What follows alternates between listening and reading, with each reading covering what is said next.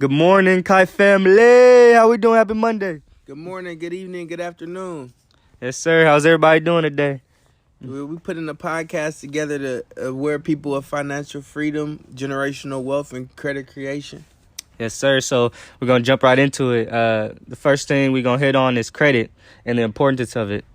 Yeah, credit is something that's learned in a household, or you become later on in life. You get affected by it and try to fix it, opposed to rectifying the problem before it comes. Yeah, and it's great to know about credit when you're young because when you get older, it's harder for you to do certain things and you gotta be in catch-up mode.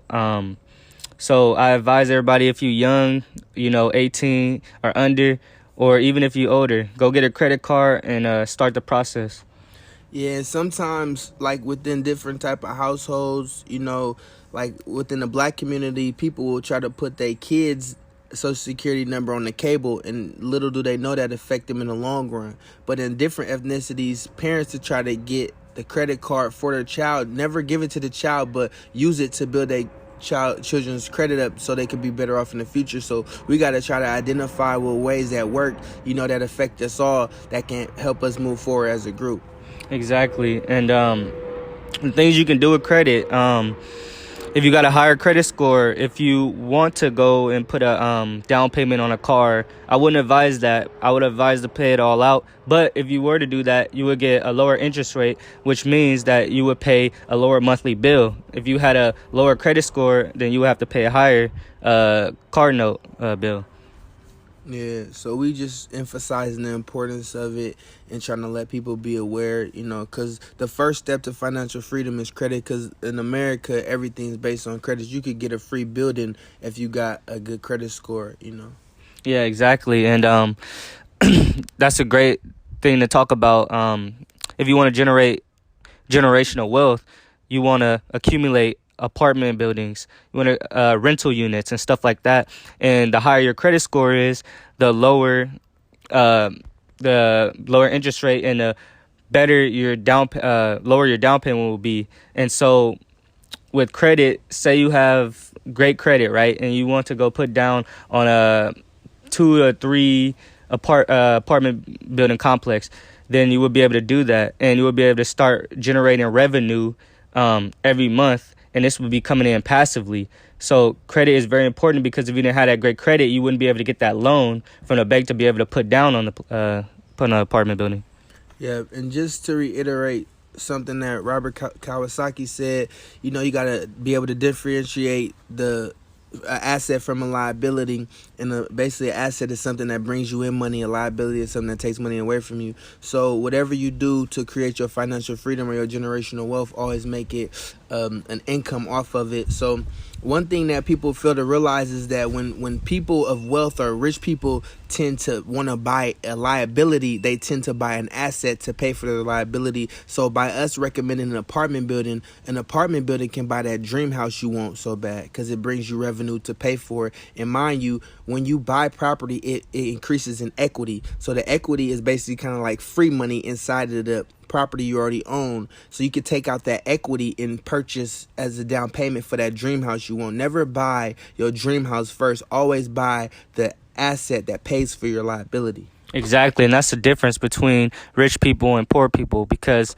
like Nico said, rich people, they use their assets to pay off their liabilities or to buy liabilities, and poor people just buy liabilities straight out with their income. And the problem with that is, say you lose that source of income, then what are you going to do now? You don't have any source of income coming in, you're going to lose that house, you're going to lose that car, you're going to lose that whatever. But if you build up your asset class and have it strong, then, okay, if you do lose your job, you got other assets and other assets coming in that will be able to pay for your bills. So that's the great thing about real estate is that you can use that to pay off your bills, pay off liabilities, travel the world. And that's why you see a lot of rich people have freedom. And that's because they have the assets that can pay for that freedom. So in society, we go to school to get a job, and when you get a job, that's a work income. But what you looking for is a passive income, an income where you don't have to work, but you have money coming in annually. So that's what apartment buildings bring you, a passive income. You don't get paid off your time. You get paid for the value of what your product is.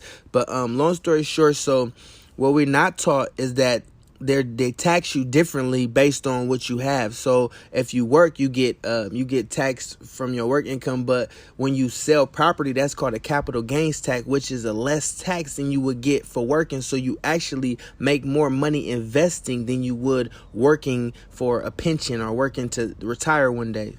Exactly.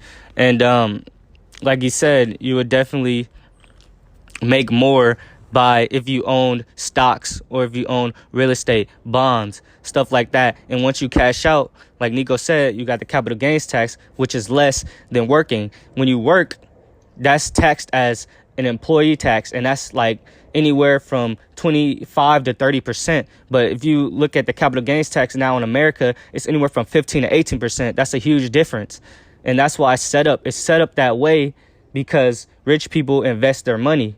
Poor people and don't invest their money. They put it into liabilities, like we were saying. So in America, it's all about ownership. Ownership is key. If you don't own anything, then basically they don't even look at you as a U.S. citizen. You have to have ownership over something. You need a business. You need real estate. You need some type of asset which will bring in money for you. And going based off of that, in school, like Nico said, they don't teach you how to, they don't teach you anything about financial literacy. And so we all have to go out and we have to teach ourselves. And it's very important to teach the generations to come, because say that you do accumulate all this wealth and all these riches, you want to teach your children so they could teach their children's children the difference between assets, liabilities, investing their money, and how to move smart with it, because a lot of people don't have that information. So it's a continuous cycle of people not knowing financial literacy. And so it gets passed on generation after generation after generation. And we have to break that cycle. Yeah, I feel like it's very important to speak with your children based on like incomes and how you dealing with your finances, and teaching them, because they say in average America you supposed to save 10% of your income with whatever your job is, that, and then they can differentiate your level of wealth based on like if you had stopped your income, how many months prior could you still survive without having to work. They say I think when you well off, you can survive 6 months after, and when you rich, you can survive years after.